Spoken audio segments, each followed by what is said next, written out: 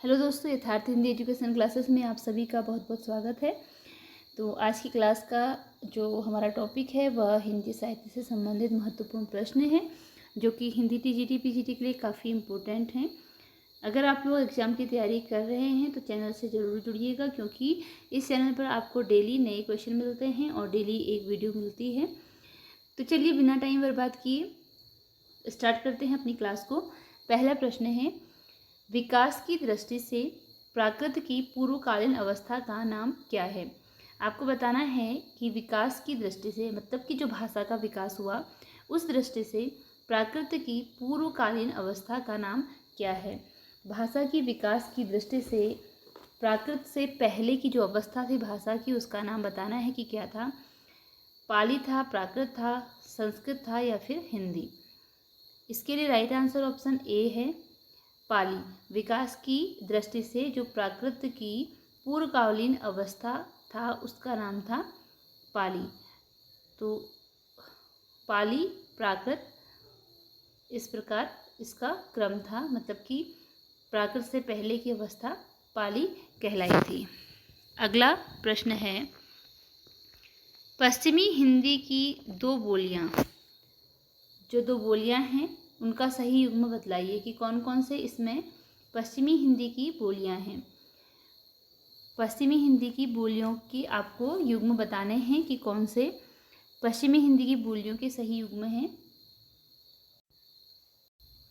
Option में दिया गया है कन्नौजी और अवधी, ब्रिज और बघेली, छत्तीसगढ़ी और बांगरू और खड़ी बोली और बुंदेली।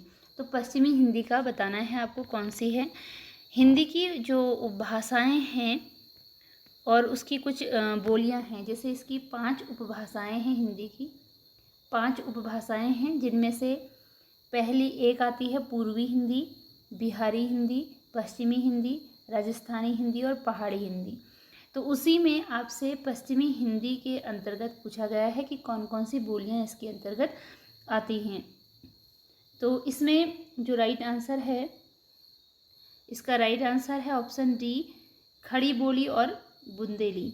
खड़ी बोली और बुंदेली जो हैं यह पश्चिमी हिंदी के अंतर्गत आने वाली दो बोलियां हैं, खड़ी बोली और बुंदेली। और इसके अतिरिक्त जो पश्चिमी हिंदी में जो बोलियां आती हैं उनमें हैं हरियाणवी, ब्रजभाषा और कन्नौजी। कुल मिलाकर 5 बोलियां पश्चिमी हिंदी के अंतर्गत आती हैं, जिनमें एक तो खड़ी बोली है और दूसरा बुंदेली है। खड़ी बोली को कौरवी भी कहा जाता है। तो जो खड़ी बोली है इसका दूसरा नाम कौरवी है, इसे कौरवी भी कहा जाता है। इसके अतिरिक्त इसमें जो अगली एक और भाषा बोली आती है वह आती है हरियाणवी। हरियाणवी भी पश्चिमी हिंदी के अंतर्गत आती है। इसके अतिरिक्त आती है ब्रज भाषा। 5 बोलियां इसमें टोटल आती हैं। एक आती है ब्रज भाषा और एक आती है कन्नौजी। तो इस प्रकार ये 5 भाषाएं पश्चिमी हिंदी के अंतर्गत आने वाली भाषाएं हैं। खड़ी बोली एक है, खड़ी बोली और बुंदेली, हरियाणवी, ब्रजभाषा और कन्नौजी। खड़ी बोली को कौरवी भाषा भी कहा जाता है। अगला प्रश्न है, निम्नलिखित में कौन सी पश्चिमी हिंदी की बोली नहीं है। जो पश्चिमी हिंदी की बोली नहीं है वह आपको बतानी है। तो जैसे अभी हमने पढ़ा था कि बुंदेली, ब्रज, कन्नौजी ये पश्चिमी हिंदी के अंतर्गत आती हैं। टोटल 5 बोलियां इसके अंतर्गत आई थी, बुंदेली, ब्रज, कन्नौजी, कौरवी और हरियाणवी। तो बघेली है यह इसके अंतर्गत नहीं आती है, क्योंकि आपको आंसर नहीं में देना है। ठीक है, आपको आंसर किस में देना है, नहीं में, गलत वाला बताना है। तो इसलिए इसका राइट आंसर जो है वो ऑप्शन डी है। जो बघेली है यह भाषा आती है पूर्वी हिंदी के अंतर्गत। यह बोली जो है वो पूर्वी हिंदी के अंतर्गत आती है। यह बोली आती है पूर्वी हिंदी के अंतर्गत। और पूर्वी हिंदी के अंतर्गत आने वाली बोलियों की संख्या 3 है, अवधी, छत्तीसगढ़ी और बघेली। पूर्वी हिंदी के अंतर्गत आने वाली 3 बोलियां हैं, अवधी, छत्तीसगढ़ी और बघेली। अगला प्रश्न है कि भारतीय संविधान में किन अनुच्छेदों में राजभाषा संबंधी प्रावधानों का उल्लेख है। तो भारत का जो संविधान है उसमें किस अनुच्छेद में राजभाषा संबंधी प्रावधानों का वर्णन किया गया है? ऑप्शन है 343 से 351, 334 से 315, 343 से 335 या 334 से 353। और इसके लिए राइट आंसर ऑप्शन ए है 343 से 351 तक। 343 से 351 तक के अनुच्छेद में भारतीय संविधान के 343 से 351 तक के अनुच्छेद में राजभाषा संबंधी प्रावधानों का वर्णन किया गया है। अगला प्रश्न है कि हिंदी की विशिष्ट बोली ब्रजभाषा किस रूप में सबसे अधिक प्रसिद्ध है? तो हिंदी की एक विशिष्ट बोली है ब्रजभाषा, यह किस रूप में सबसे अधिक प्रसिद्ध है? तकनीकी भाषा के रूप में, राष्ट्रभाषा के रूप में, काव्य भाषा या राजभाषा के रूप में? तो इसके लिए राइट आंसर ऑप्शन सी है काव्य भाषा। जो ब्रजभाषा है यह काव्य भाषा के रूप में प्रसिद्ध भाषा है।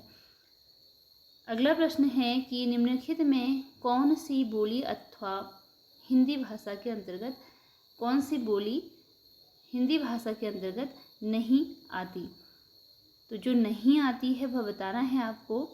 और इसके लिए राइट आंसर ऑप्शन डी है तेलुगु, यह इसके अंतर्गत नहीं आती है। कन्नौजी आती है, वांगड़ू आती है और अवधी, यह सभी हिंदी के बोलियों के अंतर्गत आती है, लेकिन तेलुगु इसके अंतर्गत नहीं आती है। अगला प्रश्न है हिंदी की आदि जननी है। तो हिंदी की आदि जननी कौन सी भाषा है? अर्थात कि जो हिंदी भाषा है इसकी आदि जननी कौन है, किससे इसका विकास हुआ है? जैसे कि भाषा का विकास क्रम है संस्कृत, पाली, प्राकृत, अपभ्रंश, और अपभ्रंश से हिंदी का विकास हुआ है।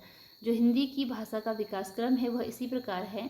पहले संस्कृत थी, संस्कृत का पाली में विकास हुआ, पाली का प्राकृत बना, प्राकृत का अपभ्रंश बना और अपभ्रंश से हिंदी का विकास हुआ है। तो क्योंकि हिंदी आपसे पूछा गया है आदि जननी, मतलब कि सबसे पहले, तो आदि जननी इसलिए इसकी कौन हो गई? संस्कृत हो गई। कहने का मतलब है कि मूल स्रोत क्या है? संस्कृत है, जिससे कि हिंदी का विकास हुआ है। अगर हिंदी से पहले जो विकास क्रम पूछा जाता है तब आता है अपभ्रंश। हिंदी से पहले जो भाषा विकसित है वह कौन सी है? अपभ्रंश है। तो इस प्रकार हिंदी की जो आदि जननी हुई वह संस्कृत हुई। ऑप्शन ए इसके लिए राइट आंसर है।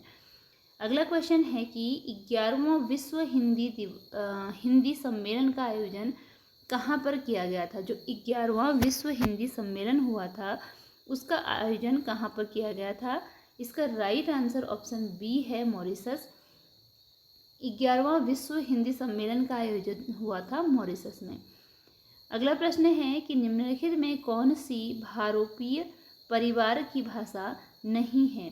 जो भारोपीय परिवार की भाषा नहीं है उसे बताना है, नहीं में आंसर देना है।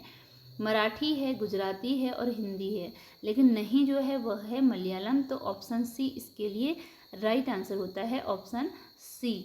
ठीक है, जो मलयालम है यह भारोपीय परिवार की भाषा के अंतर्गत नहीं आती है। इसके अलावा मराठी, गुजराती और हिंदी यह भारोपीय परिवार की भाषा के अंतर्गत आते हैं। अगला प्रश्न है हिंदी दिवस किस दिन मनाया जाता है?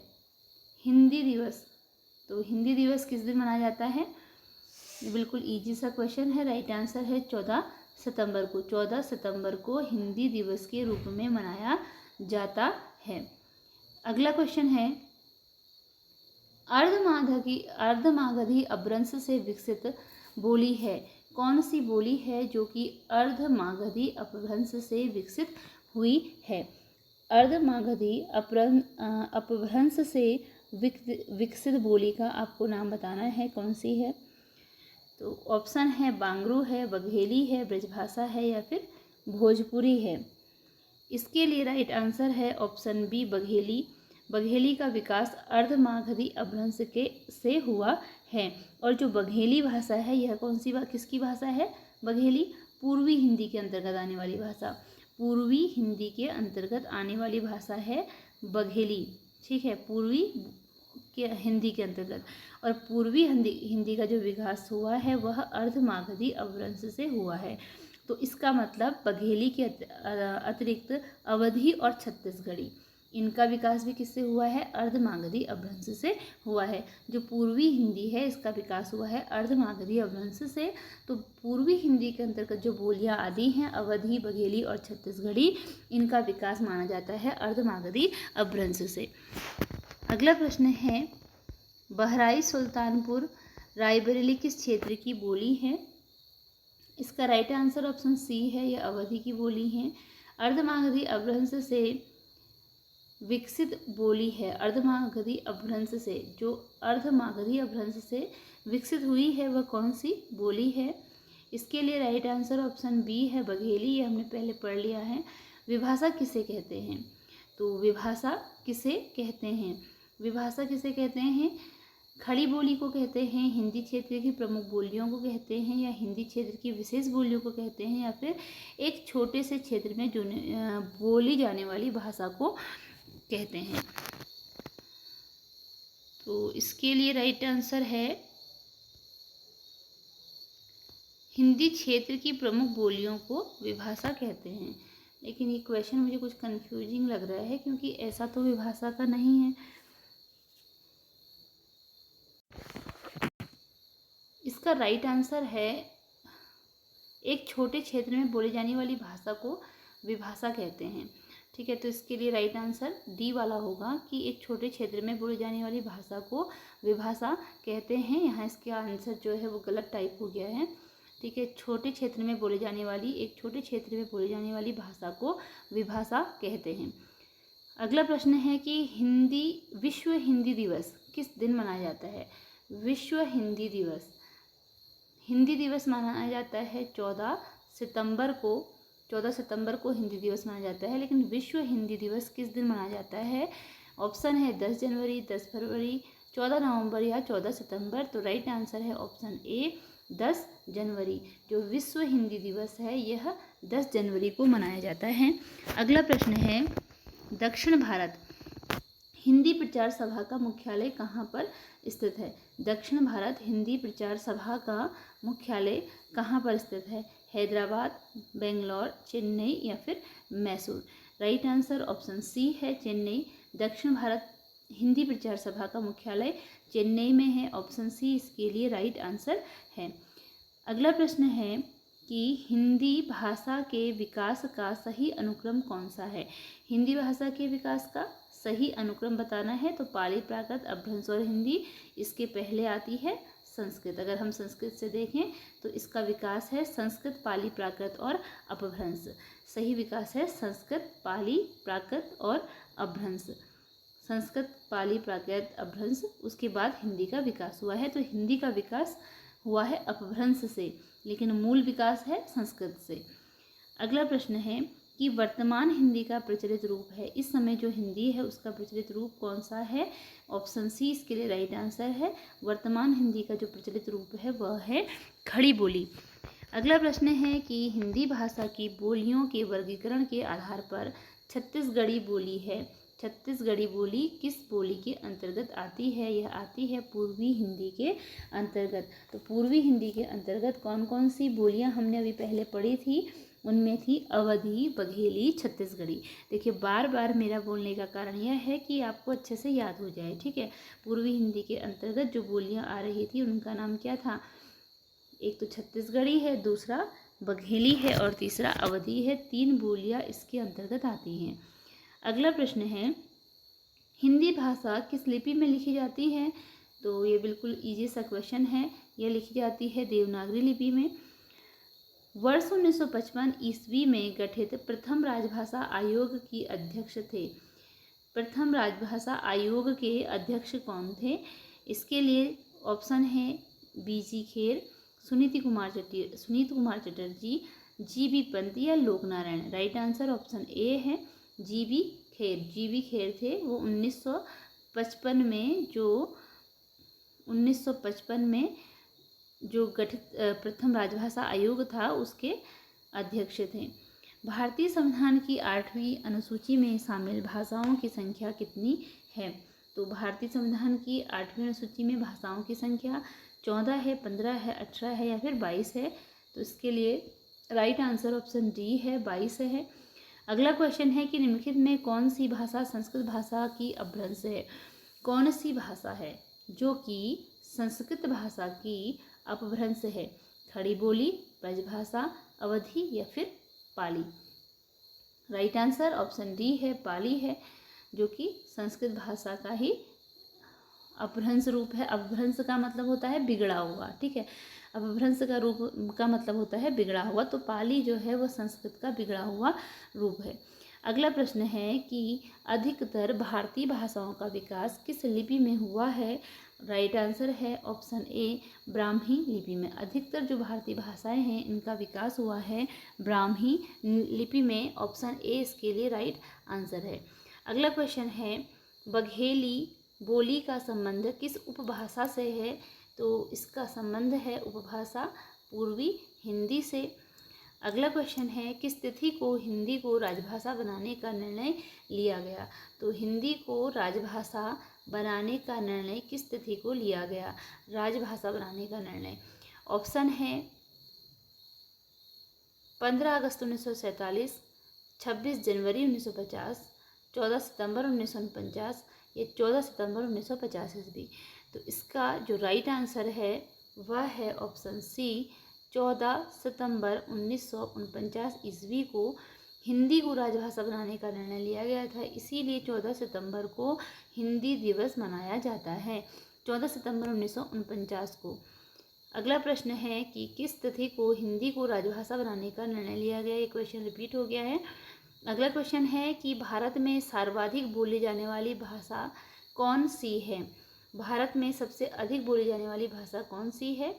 तो ऑप्शन ए है हिंदी भाषा का जन्म हुआ है अपभ्रंश से। राइट आंसर अपभ्रंश है, क्योंकि हमने पढ़ा था अभी संस्कृत, पाली, प्राकृत, अपभ्रंश। क्या पढ़ा था? संस्कृत, पाली, प्राकृत और अपभ्रंश। अपभ्रंश के बाद आई हिंदी, उसके बाद आई हिंदी, तो इसलिए हिंदी का विकास हुआ अपभ्रंश से। अगला क्वेश्चन है कि हिंदी भाषा का जन्म हुआ है, फिर से क्वेश्चन रिपीट हो गया है, अपभ्रंश से। हिंदी को आप किस वर्ग में रखेंगे। तो हिंदी राजभाषा के अंतर्गत रखी जाती है। निम्नलिखित में कौन सी भाषा देवनागरी लिपि में लिखी जाती है। गुजराती, मराठी, हिंदी या उड़िया। राइट आंसर है मराठी। मराठी के अतिरिक्त गुजराती, मराठी और हिंदी ये देवनागरी में लिखी जाने वाली भाषाएं हैं। तो शायद इसका एक क्वेश्चन इस प्रकार होगा, देवनागरी में नहीं लिखी जाती हैं। इसमें नहीं मिस हो गया है, देवनागरी में नहीं लिखी जाती है, तो उड़िया नहीं लिखी जाती है। इसके अतिरिक्त गुजराती, मराठी और हिंदी इनकी लिपि देवनागरी है। अगला क्वेश्चन है हिंदी को आप किस वर्ग में रखेंगे। राजभाषा के अंतर्गत आती है। कौन सी भाषा के आधार पर भारतीय राज्यों की पुनः संरचना की गई थी। तो भाषा के आधार पर भारतीय राज्यों को पुनः कब संरचित किया गया था, संगठित किया गया था। राइट आंसर ऑप्शन डी है 1956 में। भाषा के आधार पर जो भारतीय राज्यों का पुनर्गठन हुआ, पुनः संरचना मतलब कि पुनर्गठन हुआ, वह हुआ था 1956 ईस्वी में। तो आज की क्लास में इतना ही। यहीं पर हमारे आज की क्लास के जो क्वेश्चन हैं वह एंड होते हैं। मिलते हैं अगली क्लास में कुछ नए क्वेश्चन के साथ। अगर आपने चैनल को सब्सक्राइब नहीं किया है, चैनल सब्सक्राइब जरूर कीजिएगा, क्योंकि इस चैनल पर आपको डेली मिलते रहेंगे इस प्रकार की नई नई वीडियोज़ और कुछ नए नए क्वेश्चन। मिलते हैं अगली क्लास में। धन्यवाद।